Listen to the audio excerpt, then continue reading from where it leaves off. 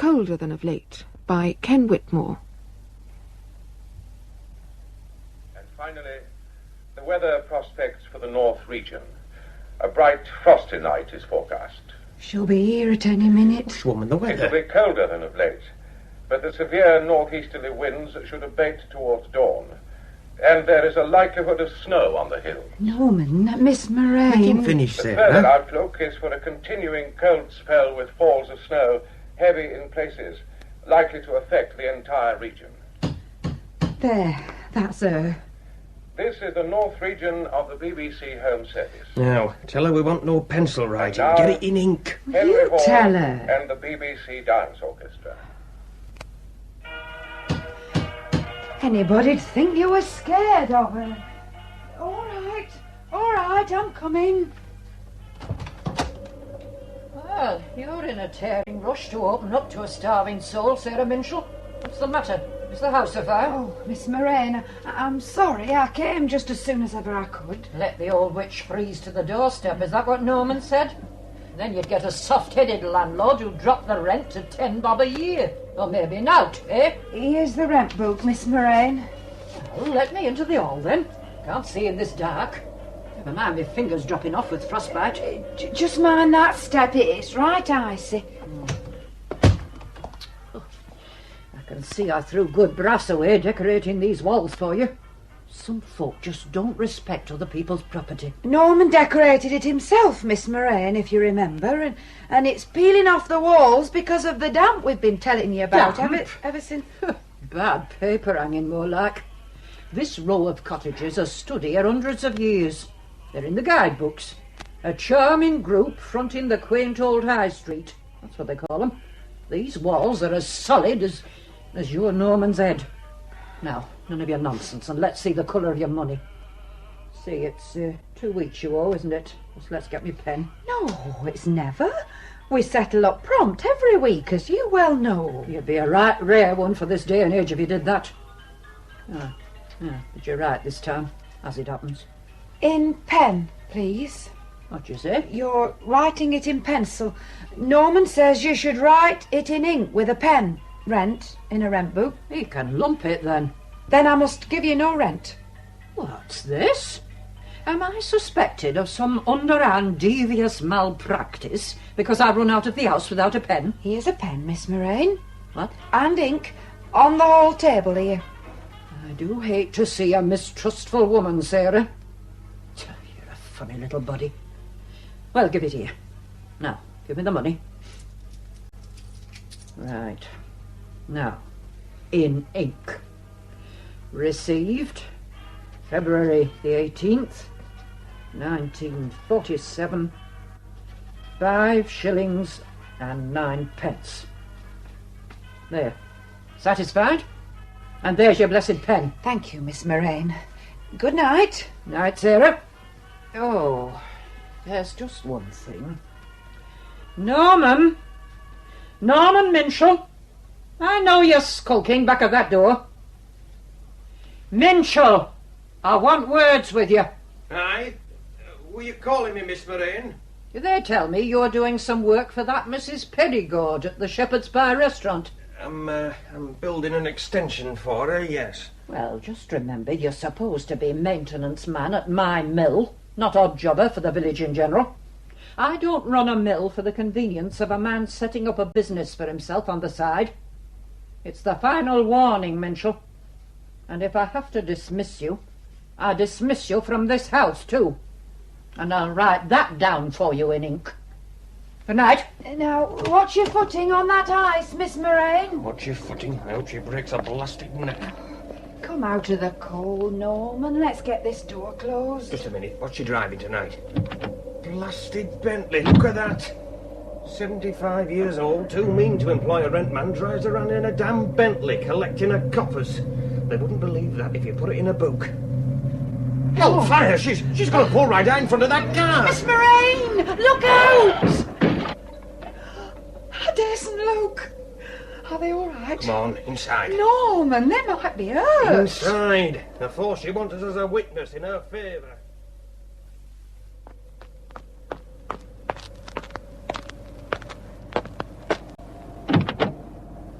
Are you all right in there? Madam, are you all right? It's not a blessed speedway track. Why don't you look where you're going? Are you all right? Is my car all right, that's all. Here, out of my way. Let me out. Blessed speed hogs. I should sit quietly for a minute. You've had a shock. Are you going to let me out? And you can loose hold of my elbow. I'm no invalid. This road's a sheet of glass. Right bash. This is going to cost you a good few weeks' pay, young man. I beg your pardon? Oh, look what you've done to this mudguard. You can't replace bibs and bobs like that on a Bentley for ninepence, you know. Not to mention that radiator of yours. Sunbeam Talbot, eh? It's not a speedway track. We both got off light if you stop and think. A couple of hours' work for a panel beater, dab of paint, that's all. It'll go back to the works, and you'll pay for it. Well, look, I don't want to stand here arguing, but I wasn't to blame, you know. I suppose you'll be saying I was in a minute. Look, I'm prepared to forget it. I'll bet you are. I've taken a bigger clout than you, and you did cut right out in front of me. I'll trouble you for your name and address. This is a reckless driving case. I think you're right. Name and address. All right, I'll write it down. Few some paper here. My wallet, yes, and a pen. Bernard Baxter, 19 Leopard Gardens, Hendon, Middlesex. There. And I'm putting up at the inn here tonight. The mortal man? That's right. And your name? Moraine. Martha Moraine. The Lead Hall.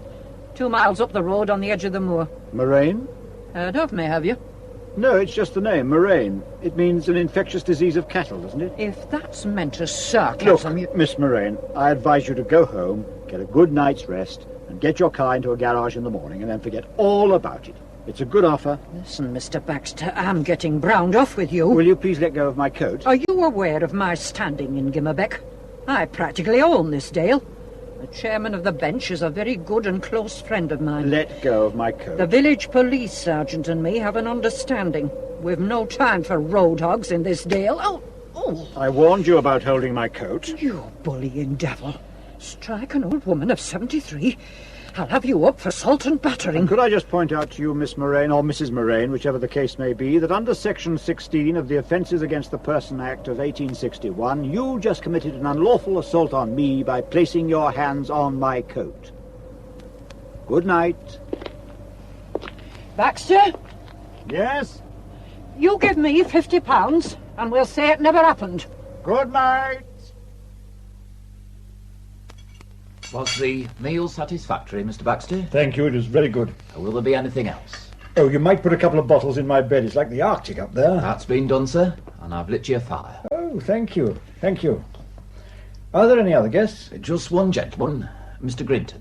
He pays us a call from time to time. Oh, by the way, I'll be making a start at 7 in the morning, so I want to call at 6. 6? Breakfast at past, orange juice, red hot porridge, and ham and eggs, I think.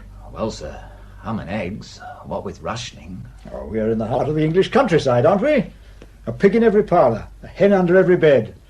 Don't tell me you live on Woolton pies and snook up here. There is the law, Mr. Baxter. Oh, we come face to face with it at every turn, don't we? Here you are. Would a couple of pounds help to defray any fine you might incur? Oh, thank you kindly. I'll see what I can do. Now, would you like to step through to the saloon bar? There's a nice warm fire in there. Lead me to it. That's the tap room through there. Local mill workers and farmhands get in there. I think you prefer the saloon.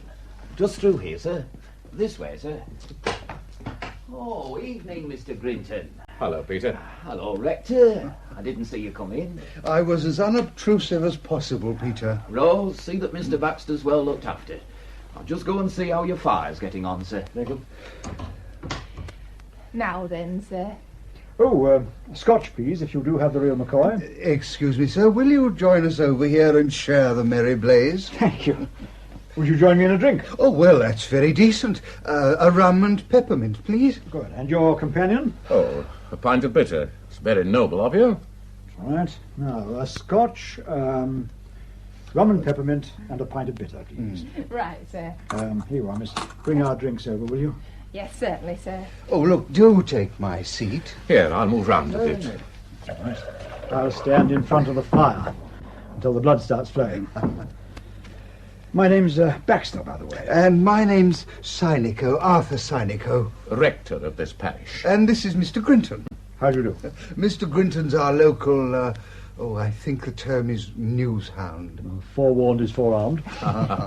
Here you are, gentlemen. Thank you, Rose. Eightpence halfpenny change, sir. Thank you. Well, your good health. And to you. Cheerio. And here's hoping you meet with no more little accidents. Accidents? What, is that the talk of the village already? It only happened 3/4 of an hour ago. I'm paid to be a walking antenna, Mr. Baxter. And you know how it is in a village. Kick one and they all limp. Don't I know your face, Mr. Baxter? I doubt it. This is my first time in these parts. Well, I travel all over Yorkshire. Mr. Grinton's the agricultural correspondent of the Yorkshire Evening Standard. He only pays us a call every month or so. A peripatetic post, you might say. Keep the party clean. I move from town to town, digging out the farming news, village to village. I'll place you in a minute. I've never been in Yorkshire before. What brings you up here, if it isn't a rude question? I think it is rude, Mr. Grinton. I'd intended staying the night in Rigworth, but I hadn't realised how depressing these big northern mill towns really are. The Blitz didn't make much improvement, did it? No. I just thought I'd push on to somewhere more pleasant, and I saw the sign, Gimmerbeck, 20 miles. Rigworth's my hometown and very close to my heart, Mr. Baxter. But have another drink. Rose, my love, same again. Right. I suppose you don't realise you came within inches of making yourself a village hero tonight, Mr. Baxter. Oh, yes? Gimmerbeck's dragon slain. The toast of this tiny Dalestown tonight is a 42-year-old... I didn't get your occupation. I didn't mention it. And you're a bit out on the age as well. Oh, you must forgive Mr. Grinton. He's trying to loosen your tongue because the villagers steadfastly refuse to unlock theirs. They're a cagey lot, all right. They keep their counsel. But they'd have erected a statue to you, Mr. Baxter, if only you'd killed the old girl. Miss Moraine? Is she not liked, then? Rector, will you disabuse this innocent gentleman? She's a fellow creature, Mr. Grinton. Show a little charity. She's a greedy, vindictive, spiteful, grasping old... In other words, not Mr. Grinton's cup of tea. Drinks. Thank you, Rector. That's a good, Rose. Shove it on the bill, will you? Right, Mr. Grinton, I will. Martha Moraine. Yes. In a way, you know, she's admirable. You have to hand it to her. This dale's in the palm of her hand. Owns most of it. 30,000 acres or more. The mill, the tannery, half the cottages, and the souls of the tenants. Talk about Russian serfs. Her father bought the mill and gathered most of the land around him. I've ginned up on this family. Broke his neck on a horse in 1904, to universal rejoicing by all accounts. But they cheered too soon. Just 30, Martha was, when she started her reign of terror. You know how she used to recruit labour for the mill? She'd go down to Rigworth or Bradford or Leeds, one of the mill towns, and get a job as a mill hand. And she'd watch very carefully to see who worked well, who pulled his weight, who was a good timekeeper. You follow? Then, when she'd marked down the cream of the workers, she'd sidle up and tempt them to Gimmerbeck. Pure country air, security of employment, a cottage by a beck. And then? The rude awakening. Exploitation, Mr. Baxter. The threat of eviction if you put a foot wrong. I'll tell you, one of these mill hands, in about 1910 or 11, wasn't it, Rector? What? The woman who died. Oh, before our time. About 1910. Getting on for 40 years, anyway. One of the mill hands she brought up from Rigworth went and died. And Martha Moraine, no messing about, gave his widow notice to quit the cottage the day after the funeral. Winter it was. Night like this, I shouldn't wonder. The widow leaves her child with a neighbour, little boy of 4 or 5, says she has to run an errand, and off she goes. 2 days later, she's found frozen to death on the moor. What was the woman's name, Rector? Her gravestone's in a corner of the churchyard, but I must confess I haven't looked at it for years. What became of the boy? Is he still in the village? No. Back to Rigworth, I suppose. Relatives or what have you. Some said the woman called at the Lead Hall. That's Martha Moraine's house. You pass it on the way to the moor. They say she called on Martha to beg for one more chance, but got turned down flat and just wandered onto the moor to die. It sounds a bit far-fetched. Listen, Mr. Baxter. I could tell you more tales about Martha Moraine. Oh, really? Well, what about the brass band? Brass band? She confiscated their instruments. This is only about 18 months ago. The Gimmerbeck British Wool Brass Band. Quite famous in these parts, Mr. Baxter. Most of the instrumentalists work at Miss Moraine's mill. They went down to a contest in Manchester and won first prize. Then they started celebrating. Well, next morning, I don't think one of them turned in on time at the mill. Next band practice, they go along to the old loom room where they keep their instruments and do the rehearsing, and their instruments have gone. What's this? Oh, says Martha, I've suspended the band for a month. Next time it'll be the sack. Then there's George Sarum. Yes? Bit of an artist with the paintbrush. Only got one arm. Just about scrapes a living doing local landscapes, as far as I can see. He's one of Miss Moraine's tenants, little cottage down by the river. And she's taken him to court for non-payment of rent. No. But the thing is, you see, Sarum's wife says she paid the rent, only Miss Moraine entered it up in the rent book in pencil. Who would you believe, Mr. Baxter? Oh, bless me, 8 already. I'm afraid you really must excuse me. Oh, Rector, I'd like a look at your church. Church? It's a hobby of mine. Architecture? I go in for the Norman period. Yes, well, we're Norman, all right. At least originally. We've still got a pure Norman doorway, the heads filled in solid with beautiful sculpture to the top of the arch. Oh, look here. Come to the rectory for a sherry tomorrow. I'm leaving at 7 in the morning. I've got to be in York by 10. Would you mind if I stroll along with you now? You don't understand. The church is on the fell, you see. The fell? And jolly inconvenient, too. A stiff climb of getting on for a mile. Fortunately, the rector is down here in the village. Sometimes the snow stops us using the church for weeks on end. The parishioners have never acquired my knack of climbing mountains. Mr. Synico's a man of many talents. He's the leader of the Gimmerbeck Mountain Rescue Team, for one thing. Don't let that dog collar deceive you. You see, Mr. Baxter, the shepherd of Christ's flock in this parish must be a man of resourceful parts as well as strong and simple faith. Now I must bid you good night. It was awfully nice meeting you, Mr. Baxter. I wish you a safe journey in the morning. Goodbye, Grinton. I'll be seeing you. Good night. Skinflint. What did you say?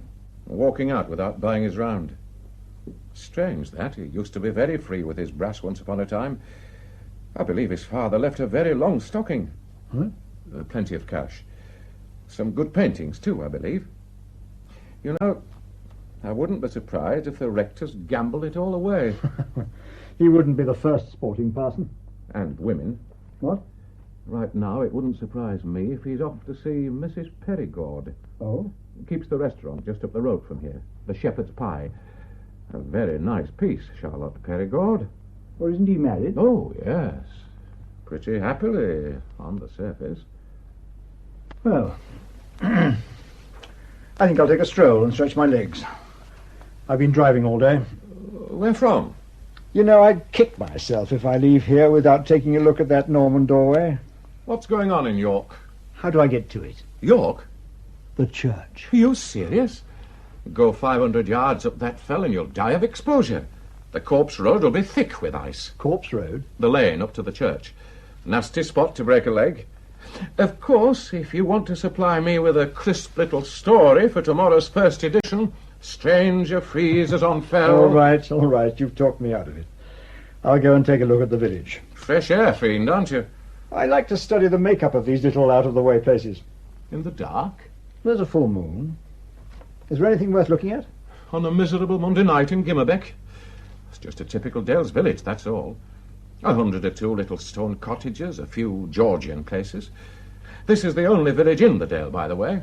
Has the Dale all to itself. Of course, you'll see a few little lights winking up in the hills, the farmhouses. The village is full of trippers in the season, hence the home-knitted woolens and knick-knack shops. The place couldn't survive without tourism, really. Yes, I see. Well, there's nothing of architectural interest, except the church. Well, there are the remains of the lead mines up on the moor. 17th century, I think. But you won't be going up there tonight. Oh, and there's a little stone hermitage, like a tiny chapel. Supposedly haunted, of course. Very remote, between here and the Lead Hall. Miss Morane's place. I still haven't got my bearings. Well, it's pretty straightforward. We're in the village main street, right? The Mortal Man. Go out of here, turn left, and you pass the Shepherd's Pie, the last building in the village. Then you're climbing the hill up to the moor. On the other hand, you can turn right, down the hill, through the village, over the bridge, and you're on your way out on the Rigworth Road. The Corpse Road to the church branches off just before the bridge. Yes, I think I've got the lay of the land. Well, we may meet later. Wrap up warm, Mr. Baxter. Rather you than me. Your health, Mr. Grinton. Cheerio, Doctor. Now drink it right down. Ah, that's good. You can't beat a brandy. I suppose you've been hugging that fire all night. Who wouldn't? It's a night to make a black dog walk in white. Some of us have to go out in it. You've been working? I just closed the surgery and I was looking forward to a lazy night. And I got called out to Aysgarth. Over the moor? All in a day's work. And just think of the poor sheep farmers. Lambing time and weather like this. It was snowing like blazes when I left Aysgarth. Flakes as big as half-crowns. Should reach us in an hour or two.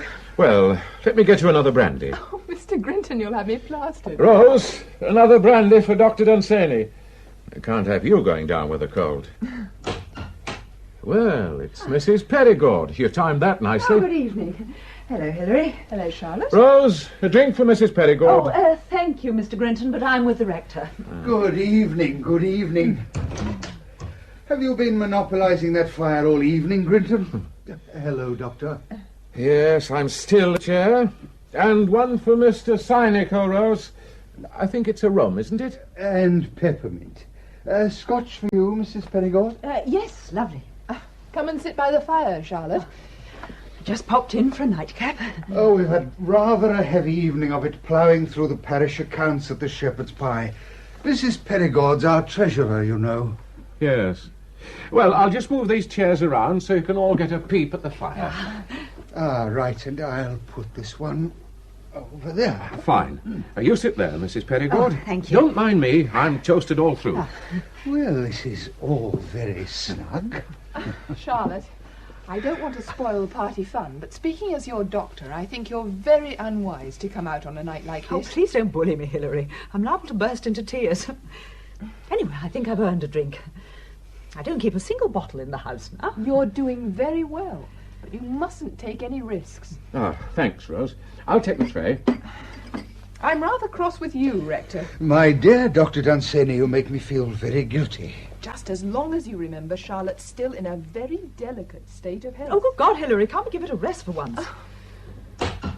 Dr. Dunsany, can you spare a minute? This gentleman's been hurt. Oh dear, what's happened to him? All right, Randall, I can stand on my own 2 feet. Steady the bolts, Mr. Baxter. Just keep a hold on me till we get you to a chair. What happened? Did you slip on the ice? I just ricked my damned ankle, that's all. My dear Mr. Baxter, here, take my chair. Now let's sit down. Gently does it. My God, Baxter, I do believe you've been trying to climb up to that church. Came a cropper, did you? Look, I'm sorry to cause all this commotion.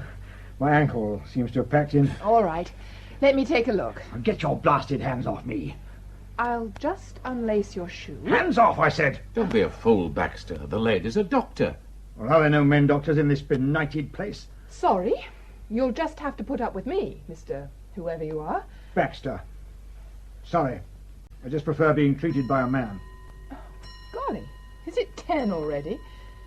Now off with that shoe, Mr. Baxter. There. Peter, could you get me a roll of bandage and a jug of cold water? Right you are.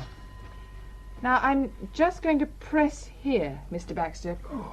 Thank you very much. Yes. It's rather ugly and puffed up, but, grit your teeth, Mr. Baxter. I'm going to give it a little twist. Is it broken? All you're suffering from, Mr. Baxter, is a badly sprained ankle and a slight case of misogyny. Were you trying to get up to the church? The church? Mr. Baxter's a student of Norman doorways. All right, I'm an idiot. It looked perfectly straightforward to me. I'd only gone 100 yards and bam, down I went. Lucky it didn't happen at the top. Stranger freezes on fell. Bandages, Doctor? Oh. Where do you want this job? Is he all right? Oh, just down there, Peter. He'll have to scratch from the sprint for a few days, but no lasting damage. I'm going to strap you up, Mr. Baxter. Now, be warned, this water's icy. Oh, dear, this is marvellous. I'm supposed to be in York at 10 in the morning. Well, you won't be driving anywhere on that ankle. Is there anybody in the village who could run me there? He'd be well paid. Robin Lambert, apprentice at the garage. He might do it. Could you get in touch with him then? I'll slip along and see him now. I think you'd better help Mr. Baxter up to his room first, Peter. Bed's what he needs at the moment. You might get him a stiff brandy first. Right. York, of course. I know who you are now, Mr. Baxter. Really? I knew I'd seen your face before. Inspector Morgan. He goes on trial at York tomorrow, doesn't he? Charged with murdering his wife. You're very well informed for an agricultural correspondent, Grinton. Yes, Inspector Morgan. He used to work for you at Scotland Yard, didn't he? You're Baxter, Detective Superintendent Bernard Baxter. Oh, Charlotte, are you all right? Oh, I'm sorry, but my glass slipped, that's all. Charlotte, your hands. You really are in no condition. Just don't bully me, Hilary. I must explain, Mr. Baxter, that Mrs. Perigord has been under a very severe strain these last few months. Superintendent Baxter? Now, just a moment, weren't you... Yes, Rector. The Rosalind Withers case. Mr. Baxter's picture was all over the papers a couple of Sundays ago. I knew I'd seen him somewhere. Here's a drink, Mr. Baxter. I'll get that down. Thank you. The trial of Inspector Morgan.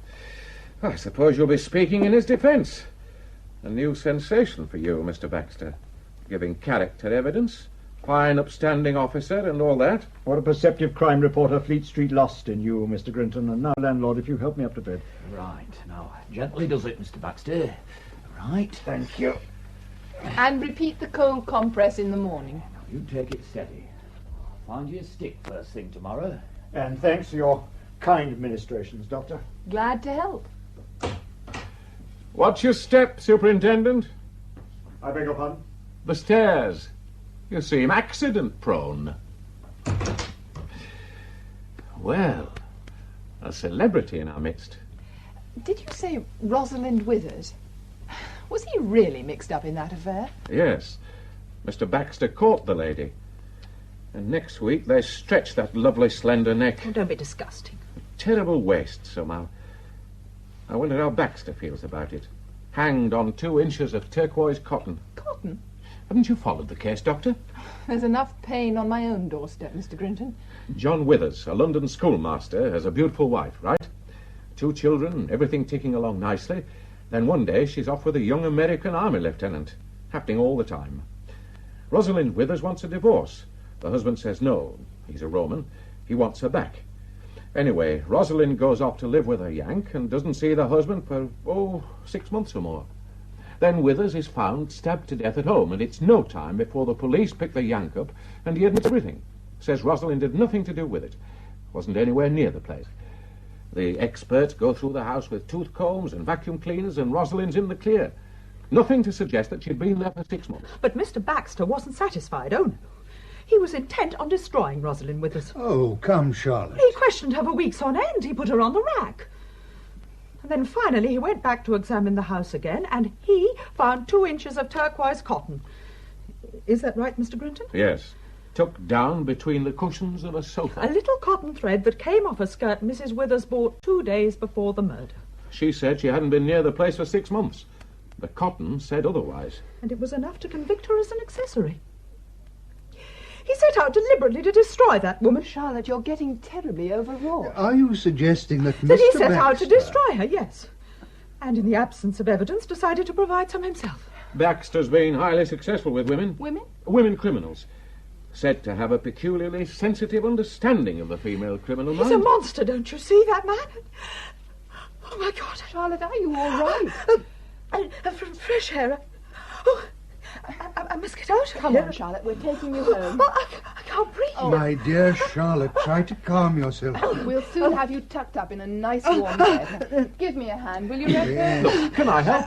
Mr. Sineco and I will manage. Now, come along, Oh, Charlotte. there you are, my dear.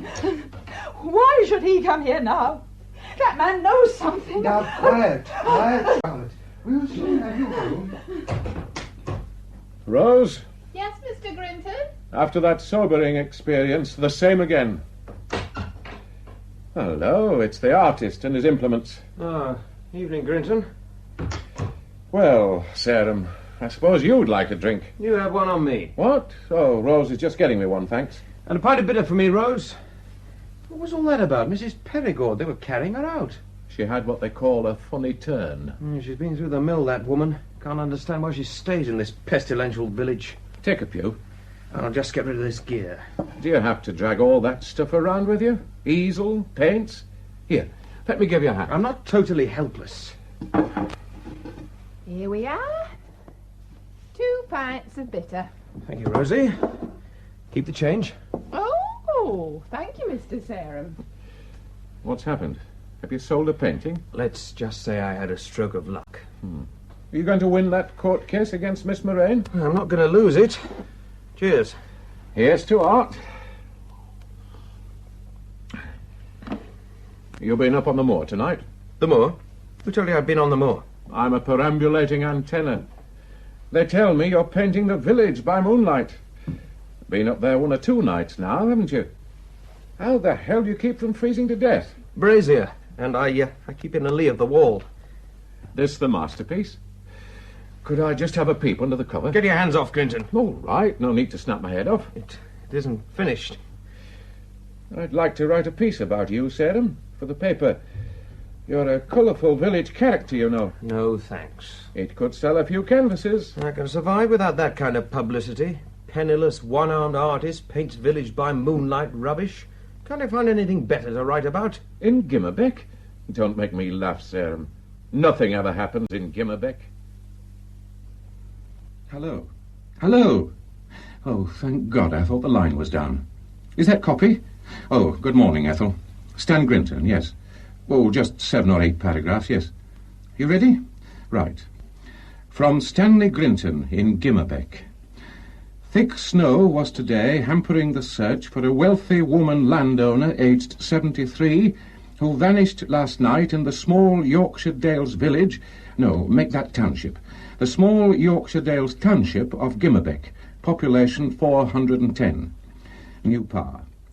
As a fierce blizzard swept down from the northeast, painting the landscape white and obliterating almost every landmark, the hunt for Miss Martha Moraine, M for Mary, U-R-R-A-I-N for Nellie, was led by the local mountain rescue team under the command of the rector of Gimmerbeck, the Reverend Arthur Sineco, S-I-N for Nellie, I-C-O. New Power. Miss Moraine has not been seen since leaving her home, the Lead Hall, as in lead pencil, on the fringe of Gimmerbeck Moor shortly after 9 o'clock last night. Her housekeeper, Miss Alice Pegg, also 73, says her mistress left home on foot shortly after receiving a telephone call. Police are trying to trace the caller. New Power. Snow started falling at midnight and has now cut the township off from the outside world, with every roadway impassable and drifts of 20 feet reported in exposed places. New Power.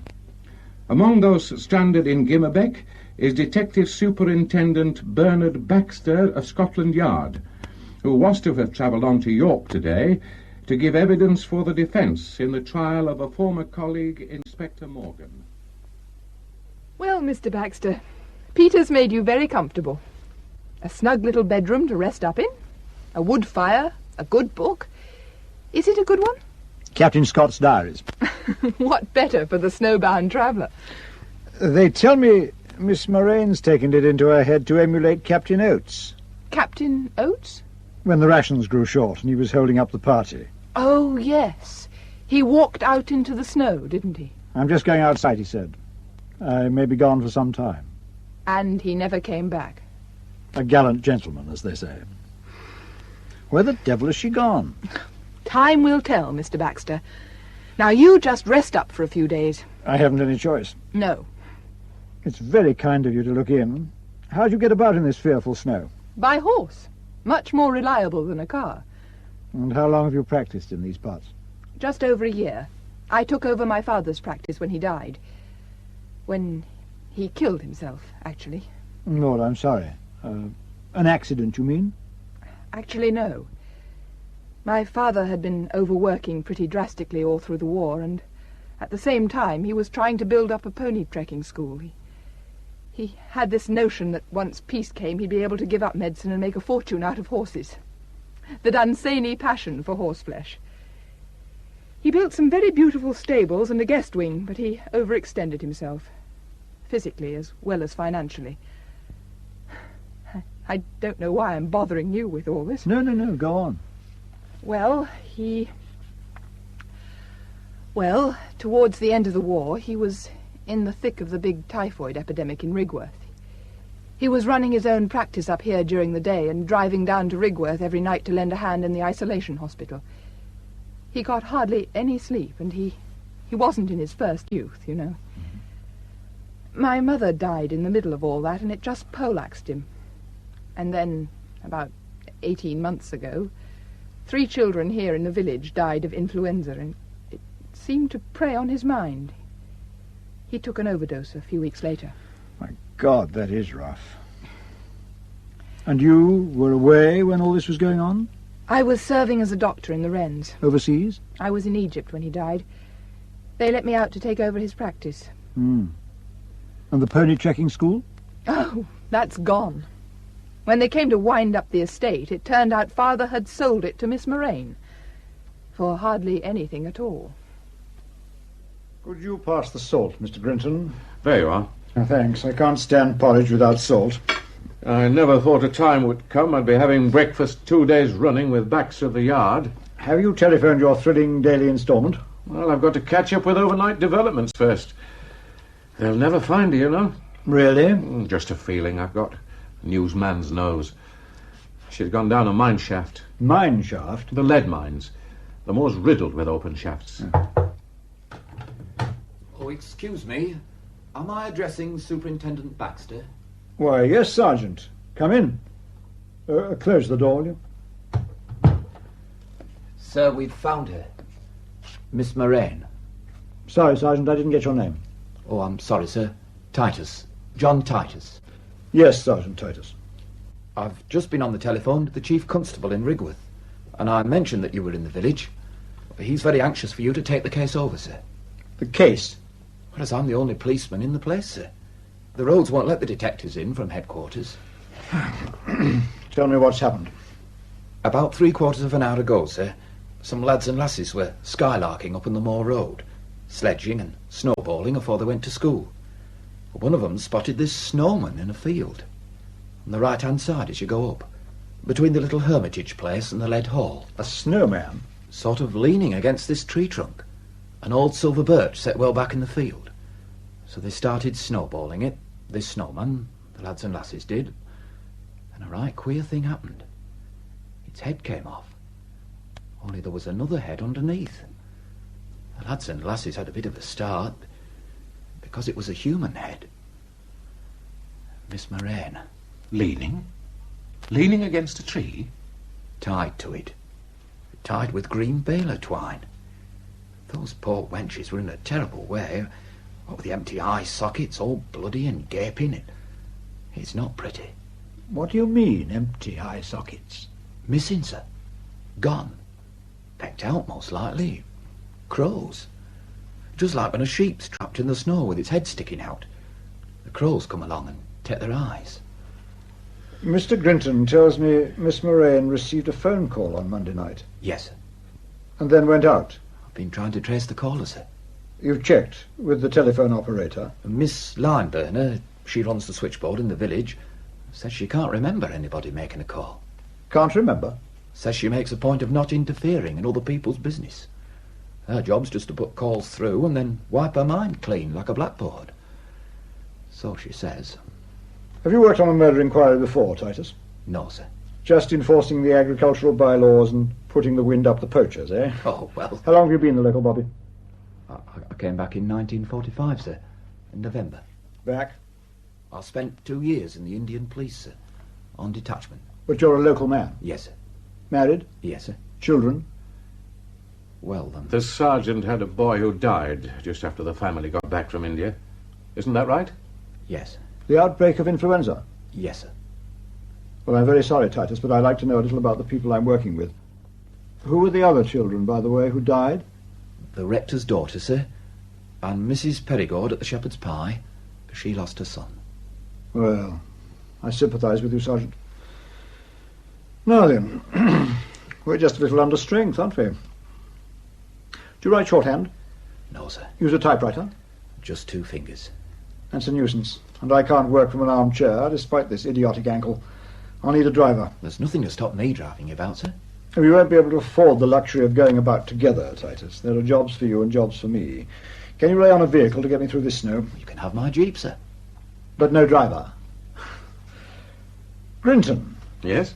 You know your way around, don't you? You've been trained to observe. What? You can take down a shorthand note and rattle a typewriter, can't you? Now, just 1 minute, Mr. You can Baxter. drive a jeep. Now, you know the people and the territory. Look, Mr. Baxter, I don't feel inclined to do any dirty work for the police. Oh, you disappoint me, Grinton. Eh? This is a unique chance in the life of a reporter to be right in on the hunt. Think of the story you'll have when it's all over. Are you serious? Are you one of those journalists who combined reporting with photography? Well, yes. Then you're perfect in every way. Could you go and load your camera, please, and meet us outside in 5 minutes? Oh, and Titus, bring a stiff yard brush with you, will you? Yard brush, sir? That's right. Where are we going? It's time we had a look at the body. Now, where did I put that confounded walking stick?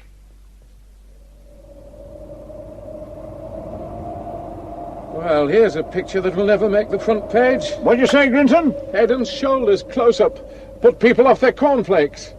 How many more do you want? Just fire away until the camera's empty. Is there any way of telling how long she's been dead, sir? It's a question of body heat and the degree of rigor mortis. Unless she's frozen stiff, that's out of the question. Now, this brush, Sergeant, give it here. This is what I want you to do, see? Just brush the snow away. Gently, like this. Gently does it. There, just like that, until you get to the surface. All round the vicinity of the tree, right? Do it very gently, because what we're looking for might be very small. What are we looking for? Just lucky dip, maybe nothing at all. Right you are, sir. Baxter. Yes, all right, I'm coming. I can hobble over there. Well, what is it? Do you notice anything funny about the way she's tied up? These knots. Yes, I've been admiring them. And look at the gag. A bit of twig pushed through the knot. Yes, a very cunning slip knot. If I removed the twig, pulled this little tag, the gag would just come undone without any effort. I think we'll find her hands are tied behind her in the same way. Now, come, round the other side of the tree. There, see? The killer got her standing against the tree and walked in circles, winding the baler twine round her and the tree a few times. Not too tight, you see, just so that it secured her without cutting into the flesh. And look how it's all tied up. One efficient little knot behind the tree. And a twig. A twig to stop it slipping. Just take out that twig and pull the end of the twine, and she'd undo like a statue unveiled by royalty.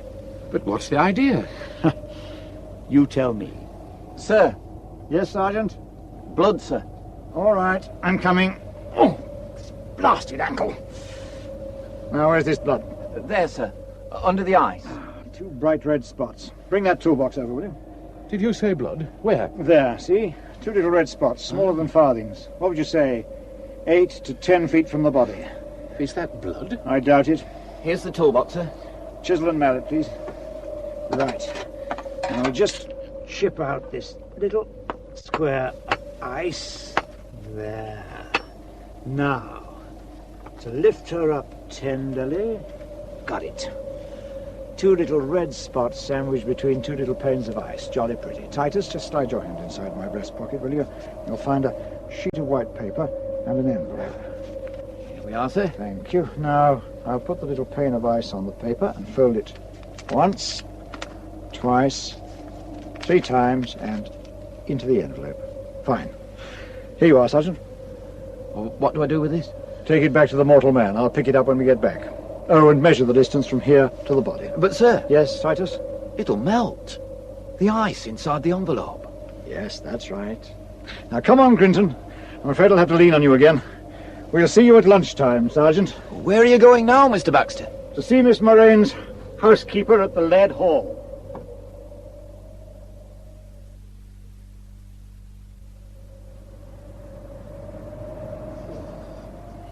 Knock again, Grinton. I gather the old girl's a bit on the deaf side. What on earth happened over there? Oh, the stables.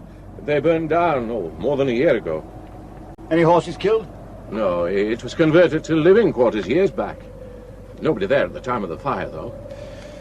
Oh, well, I can hear somebody coming.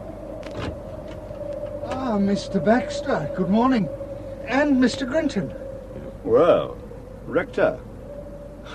You certainly cover your parish. Mr. Baxter, I'm very much afraid the housekeeper, Miss Pegg's, taken the news rather badly. Oh, yes? She had a sort of blackout. She's on the settee. I've covered her with a blanket and sent for Dr. Dunsany. Yes, well, you'd better come in.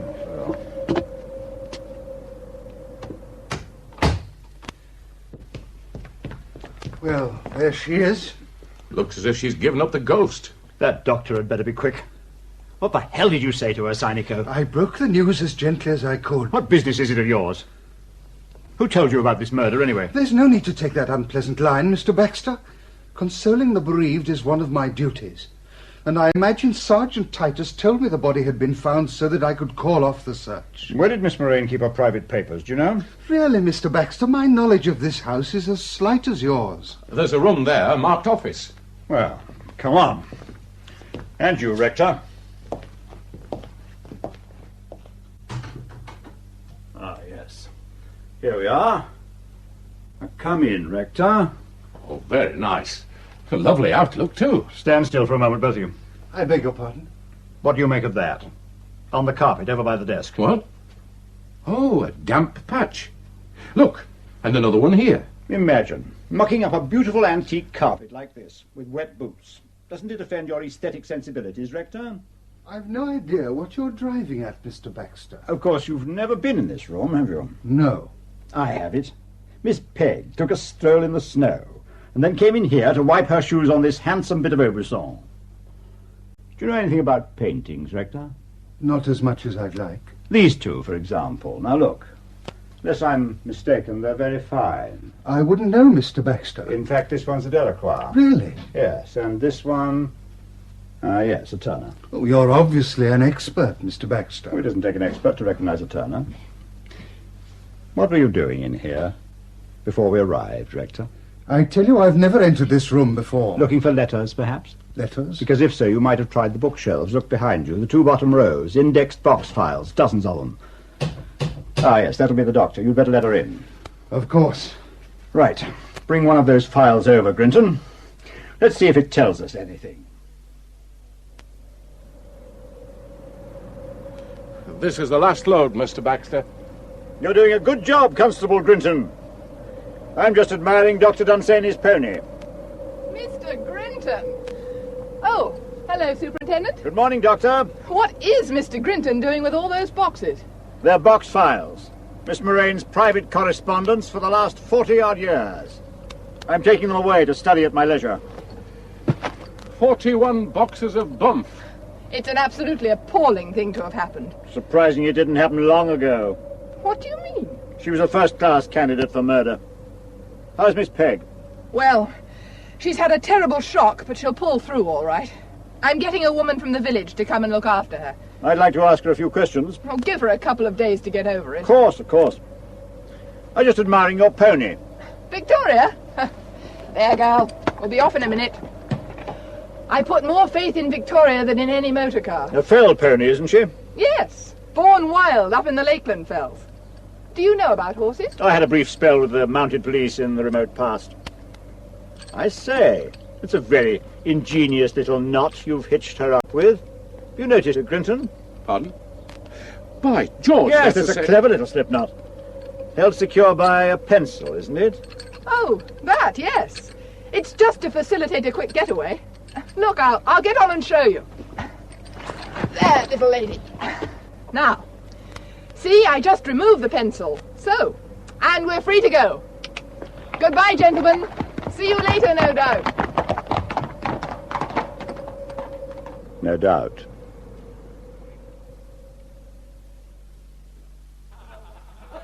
Now, here's your coffee, gents. Was lunch all right? Went down a treat, me old lad. What's all that racket in the tap room? It's the men from the mill, Mr. Baxter. It seems as soon as the news trickled into the mill, they all down tools. You can't move for 'em in the tap room. What? They just walked out? Declared it a holiday. It's not been like this since VE night. Just ring if you want anything else. Celebrating. You're going to be unpopular, Mr. Baxter. Oh? If you catch him. They want to hang a medal round his neck, not a rope. You seem very sure we're looking for a man. What? A woman? You think a woman's capable of a crime like this? I'm keeping an open mind. Excuse me, sir. Where's coming, Sergeant? Anything fresh?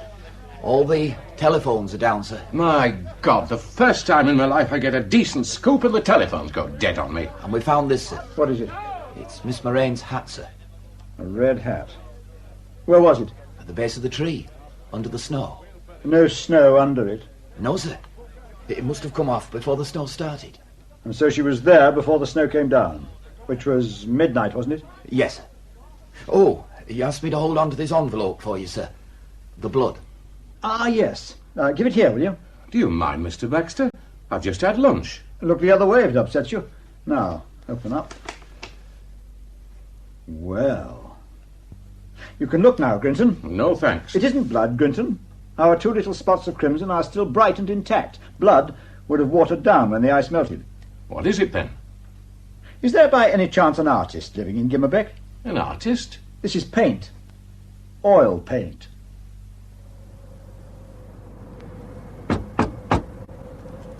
You say the wife's a bit feeble-minded? Very beautiful, but very childish. Miss Moraine ran rings round her. Yes? Mrs. Sarum, is your husband at home?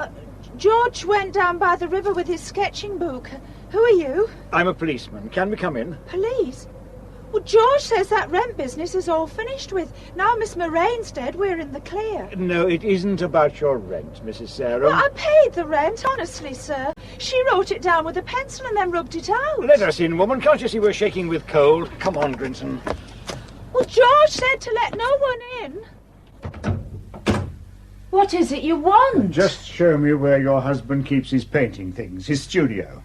Listen, Baxter, don't you need a search warrant for this? Do you suggest we have one dropped by parachute? What's through here? Well, you can't go in there, sir. George doesn't allow anybody in there. Yes. Ah, well, this is it, Grinton. Come and take a look. I say, there must be hundreds of canvases in here. An industrious man, George Sarum.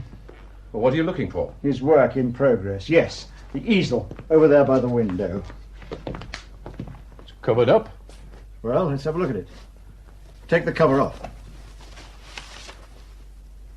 Good grief.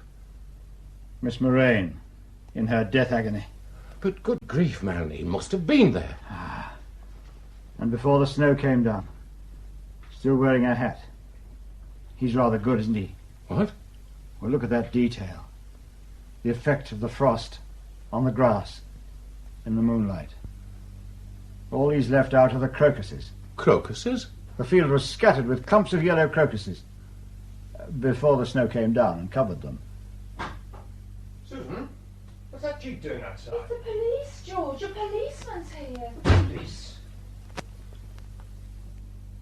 What the hell are you doing in my workroom? How do you do, Mr. Sarum? My name's Baxter, Detective Superintendent. I think you know Mr. Grinton. We've just been admiring your study of Miss Moraine. Get out of here. Go on out. Just as soon as you explain this painting. Imagination. Oh, try again, Mr. Sarum. Imagination.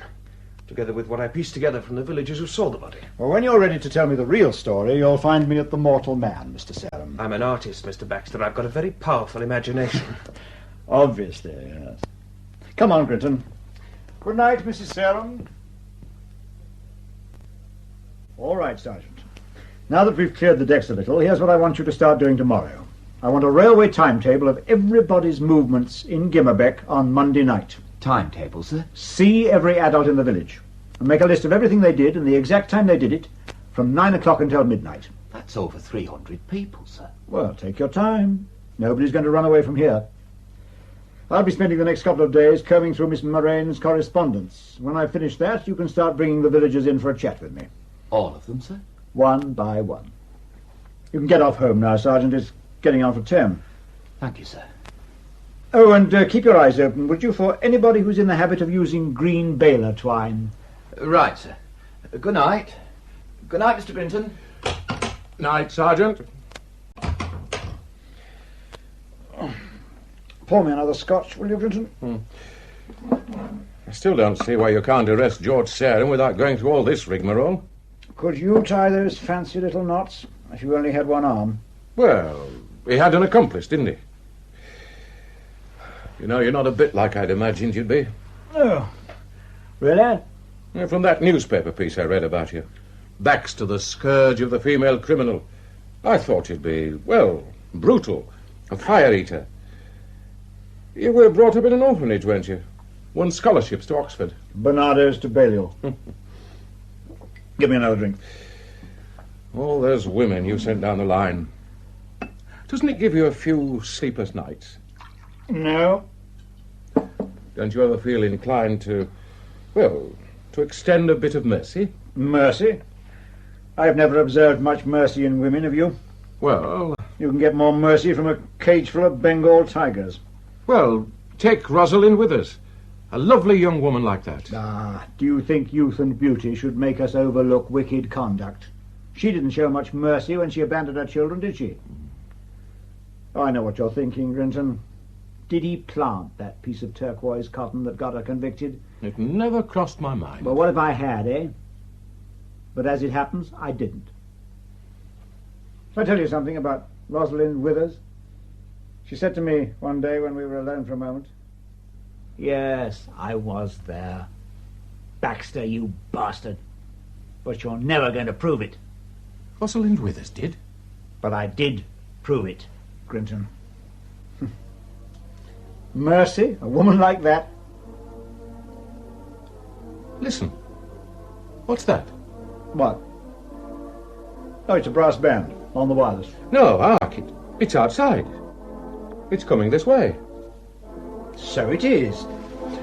I'll open these curtains and take a look-see, if you can stand the draught. Open away. I've become impervious to cold. Can't see a sausage. Frosted over. Open the window. Catch is stiff. Come on, open. Ah, got it. My God, the mill band. Marching through the snow. Up to their ankles. They must be mad. Look, there's a bonfire up the road. People linking hands and circling round the fire. A village celebration. Talk about pagan rites. They're stopping. By the fire. I wonder if George Sarum's there. Orange flames, black sky, the perfect picture for his clever brush. Snowflakes drifting down into the euphoniums. Who's that playing the cornet? Cornet? Oh, that'll be Norman Minshall. It's a great cornet player, they say. One of the mill hands? Yes, all the band are mill hands. Minshall's a great one for odd jobs as well. There's a lot of foreigners in the village. He's pouring his heart out of that cornet. I know! The Gimmerbeck British Wool Brass Band did her in. I don't want to appear rude, Superintendent, but I have already given an account of my movements to Sergeant Titus. And I have a surgery overflowing with patients waiting to see me. Laryngitis. What? Or possibly lockjaw. Lockjaw? Inability to talk. Dozens of them coming down with it. Oh. I've questioned, over 100 people in the last 3 days. Can't get a word out of them. They're a bit on guard with off-comers. A man with a suspicious mind would diagnose a conspiracy of silence, eh, Grinton? The last 3 days have been a complete washout, unless I blinked once and missed something. However, you say you went to Aysgarth? Yes. What for? To visit a patient. She used to live in the village, and when she moved to Aysgarth, my father went on attending her. You started back. At what time? You've got it written down there. Remind me. I left Aysgarth at about 8. The snow had just started. And then you rode back over the moor? Yes.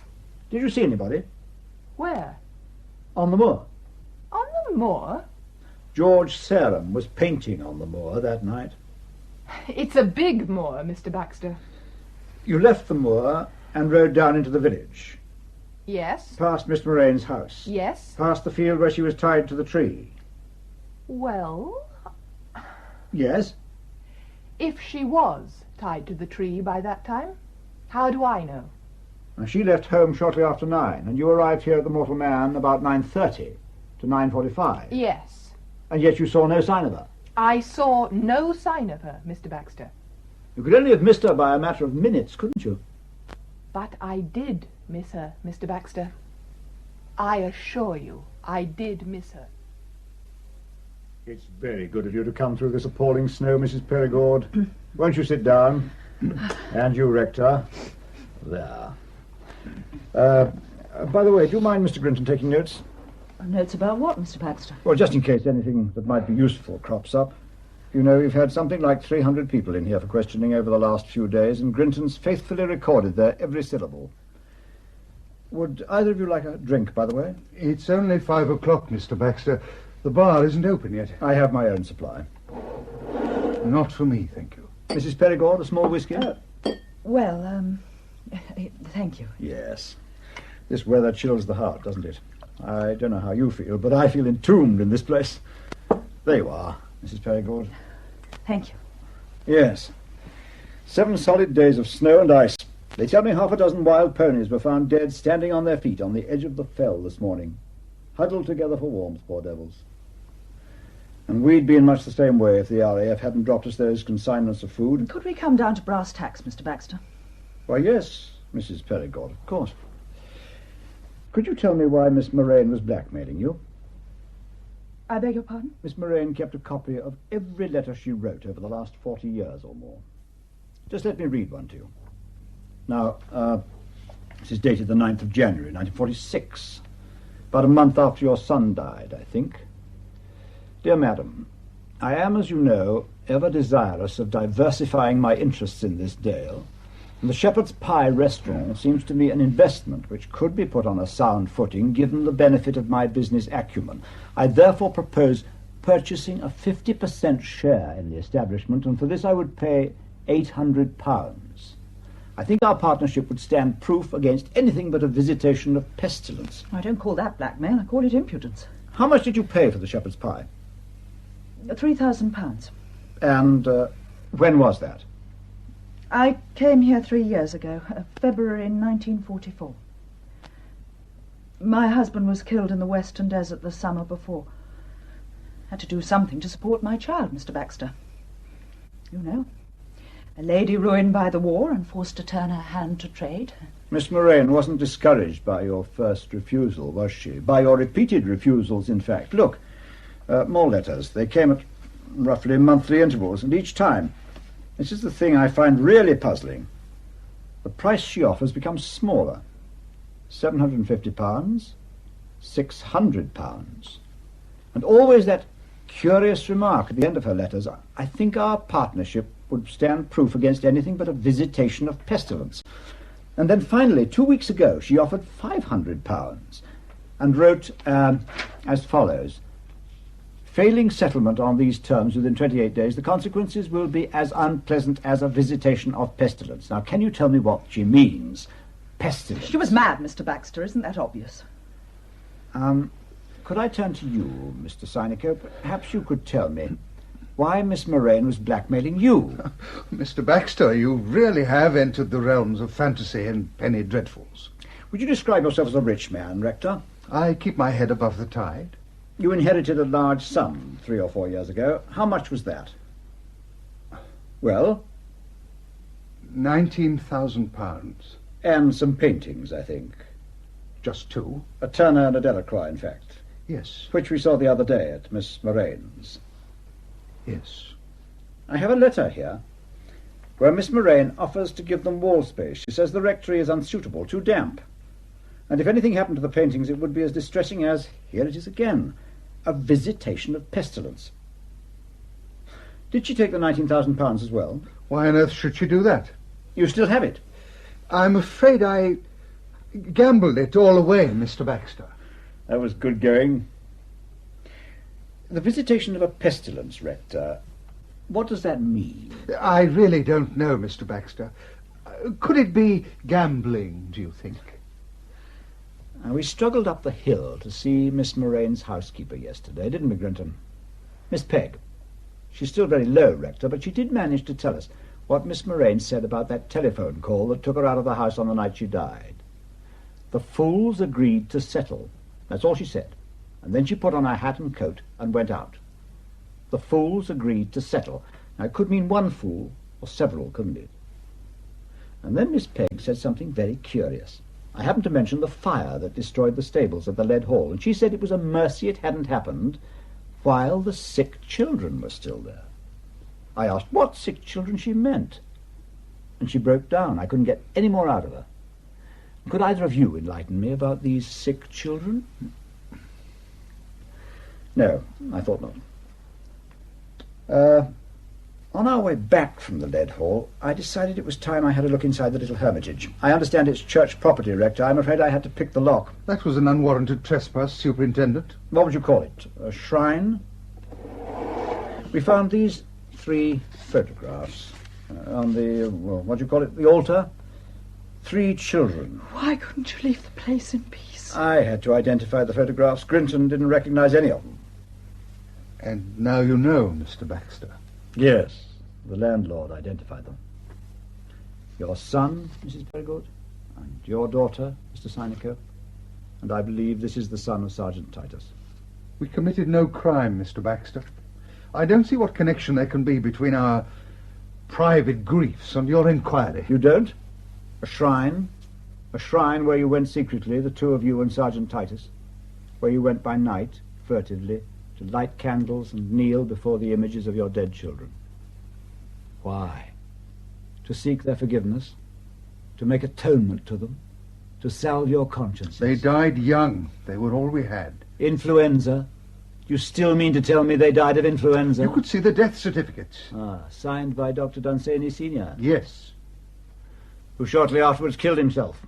The man who took your children to the Lead Hall, where the stables were hastily turned into a hospital for treatment which ended in the death of all 3. They died of influenza. And yet you carried on this highly peculiar and what seems to me very unhealthy form of child worship. And you go on torturing yourself, Mrs. Peregrine. Your nerves have been in shreds ever since, and if I'm not mistaken, you go in for a good deal of drinking. Oh, really, Baxter? I lost my husband and then my son. Wouldn't you drink? All right. Just one more question for the moment. Mrs. Peregrine, I understand you've been making big changes at the Shepherd's Pie. We're extending into the barn, yes. It gives plenty of work to a handyman like Norman Minchell, doesn't it? Minchell? Yes, quite apart from his job at the mill, I believe he's a one-man building and joinery firm. He's doing your extension, isn't he? Yes. Now, I see from your statement to Sergeant Titus that on Monday you were at home all evening at the Shepherd's Pie until about 9:45. Yes. And then you came here to the Mortal Man for a nightcap with Mr. Seneca. You may remember we met briefly. We spent the evening going through the parish accounts. In your living quarters over the restaurant? Yes, yes. And you can corroborate that, Rector? That's what happened. Well, it's just that Norman Minchell claims he called at the Shepherd's Pie about 8:30 and could get no answer. But he never comes on Mondays. He said he'd left his spirit level behind. He needed it for some other foreigner he was working on. There was a light burning upstairs, but he could get no answer. I do believe the wireless may have been on rather loud. He returned again at 9:30. Light still burning, but no response to repeated knocking and ringing. Oh, Mr. Minchell must be confused. Why do you keep baler twine, Mrs. Peregrine? Baler twine? Green baler twine. Grinton and I happened to take a look round your outbuildings a couple of days ago. It was Grinton who came across it, a roll of green baler twine. You searched my outbuildings? Why? It was in the old saddle room. But that faces onto the road. The doors are never locked. Don't you see? Anybody could have gone in there and taken it. What do you need with baler twine? I use it to cover lampshades, to make table Oh, what are they trying to do to me? Oh, just keep calm, Charlotte. You're perfectly innocent. Oh, innocence means nothing to him, can't you see? A couple of yards of baler twine, 2 inches of turquoise cotton. He'll do anything to hang a woman, don't you understand? Oh, Charlotte, keep your head. Perhaps she'd like another glass of whiskey. You really are beneath contempt, aren't you, Baxter? Come on, Charlotte. I'm taking you home. Oh, why does he want to hang me? Come on, out of here. There's nothing he can do to hurt you. I assure you. All right, I'm coming. Now, what's all this about? Grinton! Let me in, Titus, quick. Listen, it's after 1 a.m. That's right. Knock your snow all over the carpet. Titus, listen. He's gone up to the church. Baxter has? I thought I'd better warn you. The church? Well, then he'll kill himself. Save us all a lot of heartache, won't he? He's gone on a ruddy horse. He's what? He was sitting there all night, after the rector and Mrs. Perigord had gone, staring into the fire and swigging his whisky. And then, about half an hour ago, he suddenly turned to me and said, the parish registers. Parish registers? He said the rector would have entered the true cause of the deaths in the parish registers. Clever swine. Did he? God knows. And then he got me to drive him to Dr. Dunsany's. He borrowed her pony and started off up the hill. She let him go? He was in no mood for arguing. OK. Now listen, Grinton. Go and tell the rector what's happened. Tell him to get his climbing gear on and meet me at the bridge as soon as he can. That's a lethal-looking shotgun you've got on the wall, Sergeant. Shotgun? Don't tempt me, Grinton. Now move, man.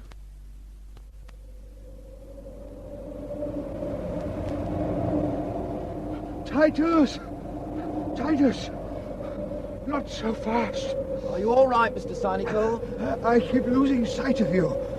This confounded snow. My glasses are fogged over. Only a few yards now. I'm whacked, Titus. Quiet. We're nearly there. Look. What is it? A light. In the church. So, Baxter made it. Any sign of the horse? Listen. Tapping. Kind of hammering. It's coming from the graveyard. Look. A little light glowing in the graveyard.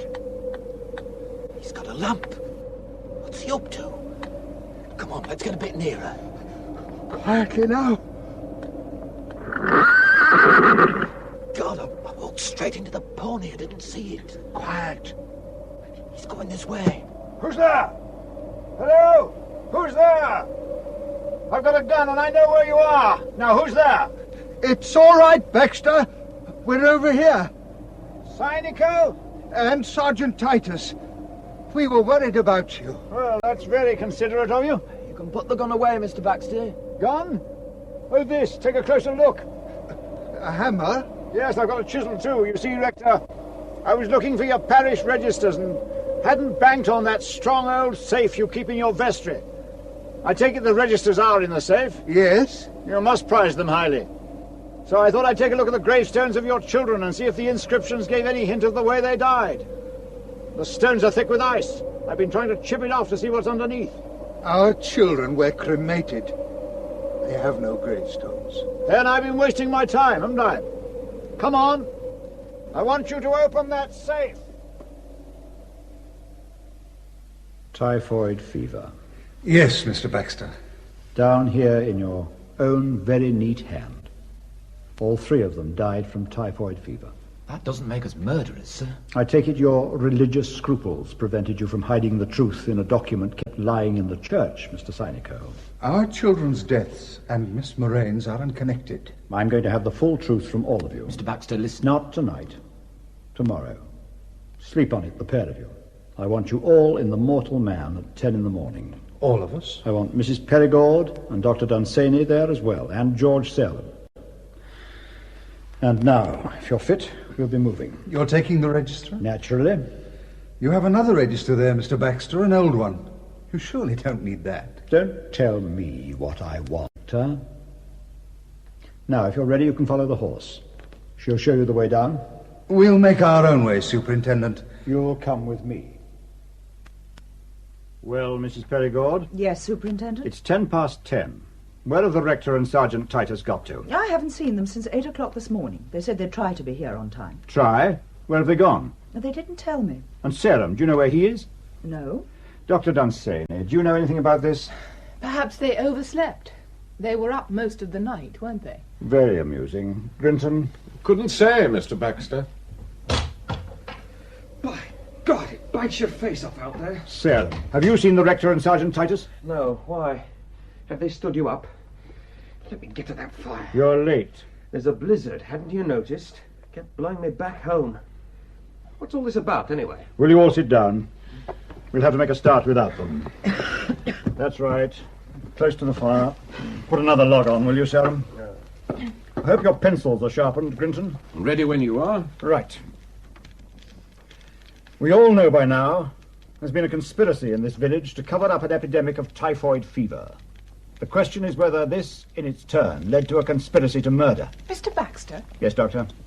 Did you say typhoid fever? Dr. Dunsany pretends ignorance. It isn't pretense. Hilary knows nothing about it. Really? Well, perhaps you could enlighten her, Mrs. Perigord. Charlotte, what in heaven's name does he mean, typhoid? Well, it started... Does Mr. Grinton really have to write all this down? Of course. It all started when Sergeant Titus came back from India. Oh, the foolish man was too impatient, that's all. They told him he'd have to wait for a passage, but he was anxious to get home. His wife hated the climate. And so he approached some people he knew in the RAF, and they arranged him a series of hops home by aeroplane. None of this would have happened if he'd waited for the boat. There'd have been medical checks. We could see his boy was none too well as soon as he got here, but we put it down to the long journey. He played with our children a couple of times, Arthur Synico's and mine, and then he collapsed. Dr. Dunsany had a look at him, and that same night he called us all together at the Lead Hall. All of you? The rector, Sergeant Titus, and me. And Miss Moraine. Why Miss Moraine? Because of the mill. Dr. Dunsany was proposing to close it down till all the workers had been given medical clearance. Ah, yes. Go on, please. Miss Moraine had different ideas. Oh, we were fools to listen to her, but we were distracted out of our minds. And she made it all sound so plausible. It was December 1945, remember? People were planning their first holidays after the war. We'd been looking forward to a highly profitable season. It wasn't even Christmas, and the summer bookings were unbelievable. Miss Moraine said that the very mention of typhoid would ruin all that. And then she turned to Dr. Dunsany and asked him if he hadn't worked on typhoid cases. And when he said he had, but the patients had to be isolated, she asked what was wrong with her stable block.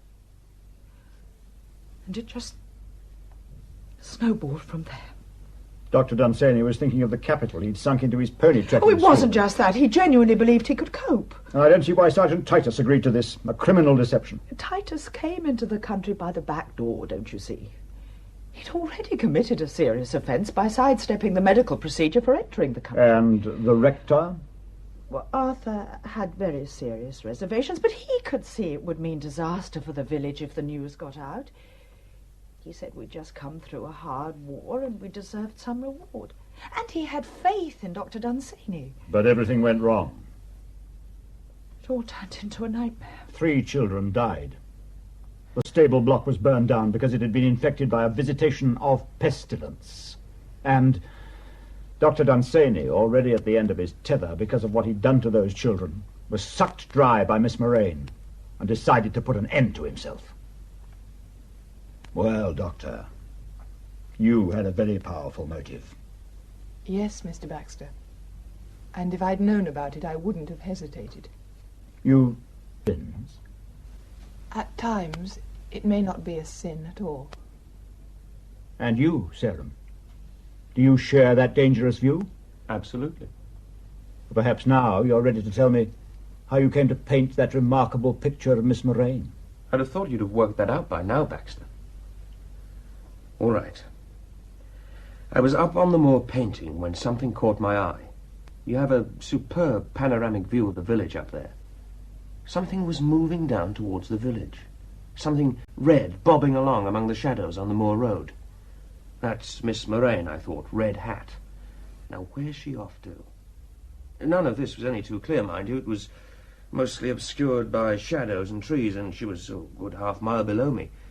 But the hat kept showing in the moonlight. Next time I looked up, she'd stopped at the field gate. Then I saw that red hat moving into the field, and that did make me sit up a bit.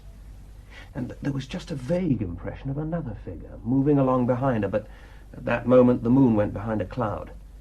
I started packing up my gear. Oh, and then I heard a horse coming over the moor. Yes. Dr. Dunsany. She went off down the road towards the village. On my way home, I had a nose round the field to see what had been going on. There she was, trussed like a turkey and stone dead. Dead? Died of fright, didn't she? You don't think I'd have left her there if she'd been alive? Wouldn't you? To be honest, I don't know. So, you calmly set about painting her picture? It was a magnificent subject, Baxter. And to me it was like dancing on a coffin. Why didn't you report this to anybody? And give the good man who did it no chance to cover his tracks.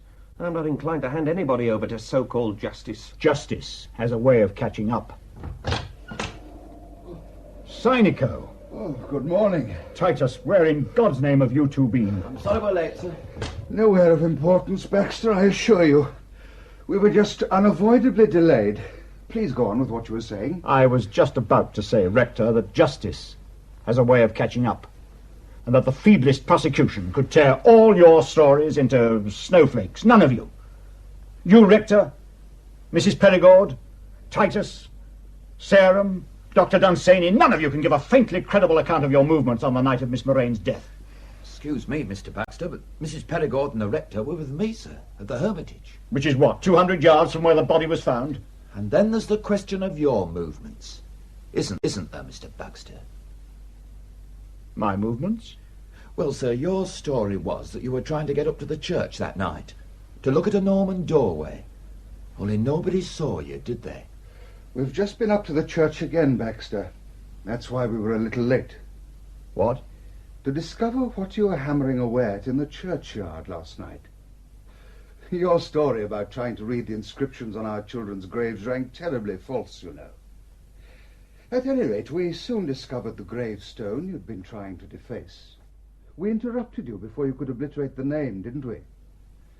The grave of a woman who froze to death nearly 40 years ago when she was turned out of her cottage by Miss Moraine.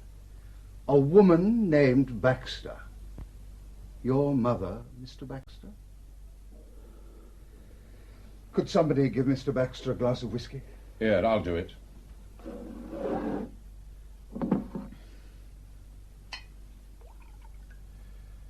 There. Get that down you, Mr. Baxter. Thanks, Grinton. That old church register you brought down with you last night, Mr. Baxter, that was for 1909, wasn't it? The record of her burial. I suppose you've torn the page out and burnt it. A pity, that. What led to these, speculations? It was something you said to Mr. Grinton. You said the field was full of crocuses, yellow crocuses, before the snow came down. Except, as far as anyone knew, you never saw the field till it was covered in snow. I could have cut my tongue out the moment I said it. Grinton didn't seem to notice. And since then, we have been wondering about you, Mr. Baxter. But we were far from sure. We couldn't understand why. We haven't your brilliant analytical mind. No, my God, you haven't. Mind is lacking. Guts is lacking. Heart is lacking. A population of 400 fools and cowards. Cowards, Mr. Baxter? It wasn't we who murdered an old woman in cold blood. 40 years. And what opposition did you put up? Oh, what are you suggesting, that we should have murdered her? How many lives had she ruined and destroyed? Civilized people are held back, Mr. Baxter, by their consciences. While their families and neighbours suffer and the wicked thrive. If you tolerate evil, don't you see, you're laying up trouble for everybody. There wasn't one man among you with the guts to say enough. So you calmly planned to come here and commit murder and place the blame on us? You're the guilty ones, morally. That's why I wanted you in the dock, and I think I could have brought it off, but for that one slip of the tongue, I'd have been well pleased to see you hang the whole village if necessary for cowardice in the face of the enemy. But planned? No. No, it wasn't planned. It was quite spontaneous. You'd better write this down in your notebook, Grinton. Mr. Baxter, I'm going to have to ask you... Let him finish, Sergeant. No, it wasn't planned. I wasn't aware of Miss Moraine's existence until I arrived here that night. I knew my mother was buried at the church here, but little of her history. Didn't care, as a matter of fact. All I knew was that she abandoned me when I was 6 years old. I remember that very clearly. Her dumping me on a neighbour and not coming back. All my life, I had never forgiven her for that. Anyway, I was in Rigworth and I decided to pay a call on my birthplace, visit her grave. And then when I got here, I heard the full story. And I just decided that woman had to be taken care of. It was done on impulse, like all the best murders. I phoned her up and said I'd give her the £50 she wanted for the damage to her car. That woman would have gone anywhere for £50. Remember what she told her housekeeper? The fools agreed to settle. I walked up the hill, working out how I'd do it. Everything seemed to be on my side, no people about. I needed a rope, and the saddle room door was open at the Shepherd's Pie. I cut off a length of baler twine and carried on up the hill. After that, it was a piece of cake. She was just as weak and pathetic as all of you are when it actually came down to it. Went meekly as a lamb. I tied her up and finished it off with slip knots. The plan was to come back here and then go out to her at 4 in the morning. She'd be dead by then. I was going to untruss her. Those knots come apart quite easily, don't they, Doctor? And then leave her lying in the field as though she'd simply frozen to death. Had a fall, possibly, or some kind of seizure. By 7, I'd have been away from here. By the time anybody got suspicious, if they ever did, I'd have been forgotten. But I sprained my ankle on the way back. No chance of getting out at 4 to tidy her up. And then the snow came down. And then the snow came down. And it's still coming down. You know, the moor, all at once, seems a very attractive place. Nothing but miles of clean snow. Mr. Baxter, where do you think you're going? Have you ever heard of Captain Oates, Sergeant? Captain Oates? Let him pass, Sergeant. Thank you, Rick. I'm just going outside. I may be some time.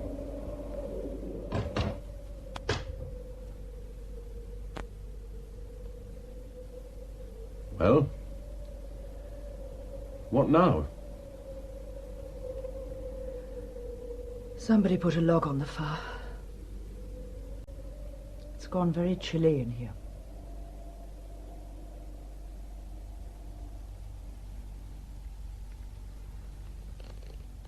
In Colder Than of Late by Ken Whitmore, Detective Superintendent Baxter was played by John Franklin Robbins.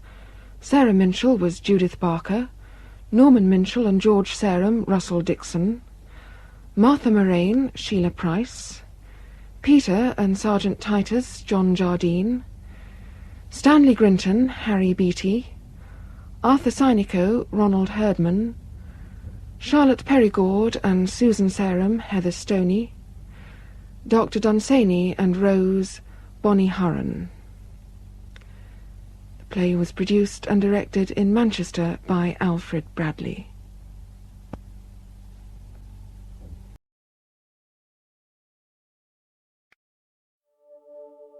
I'm just me, and you're just you. But somehow, that's everything we need.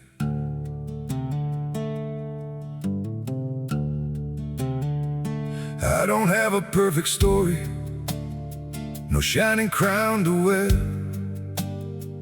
just a heart that keeps on choosing you in every prayer.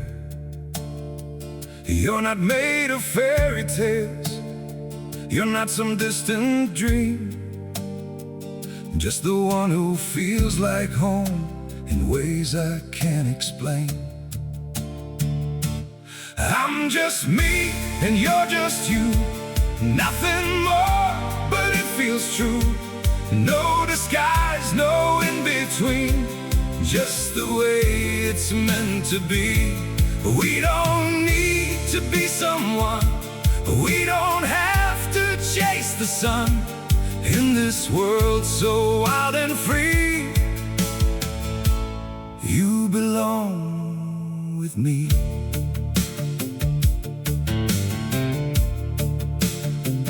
We're not written like a story people talk about for years.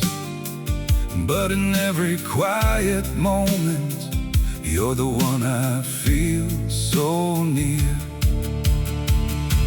I'm just me and you're just you, nothing more, but it feels true.